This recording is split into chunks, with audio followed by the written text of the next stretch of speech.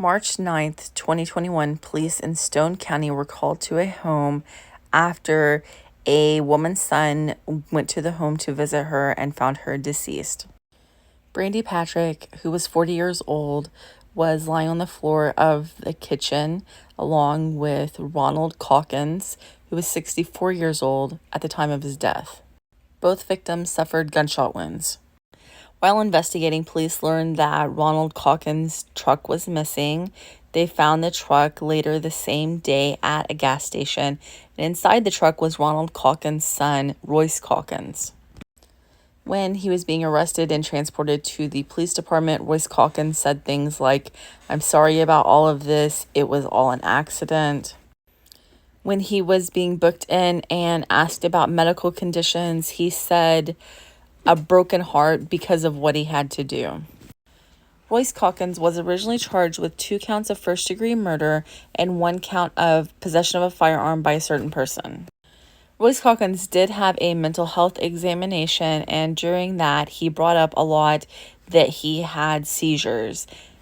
That seemed to be the center of his claim about not being responsible for his own actions. Doctors were able to obtain his medical records that showed that he had been to the doctor a couple of times about seizures, and he did have a shunt in his head from when he was a child, but that he refused to take the medication that the doctors gave him. He showed aggressive behavior when he was at his doctor. Royce Calkins said things like that he would tell jail personnel when he was in the middle of a seizure. He said that he felt a lot of pressure in his head. Ultimately, his medical records showed that likely he wasn't experiencing a lot of the symptoms that he was saying, and that while he had had seizures in the past, it wasn't very frequent. And he was still responsible for his own actions. Royce Calkins did have a jury trial in which he was found guilty of 2 counts of first-degree murder and possession of a firearm by a certain person. The jury recommended a life sentence for each of the murders and a 15-year sentence for the firearm.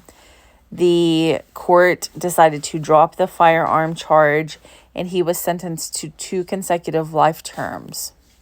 That sentence was imposed in early April 2023, and Royce Calkins is now in the Arkansas Department of Corrections.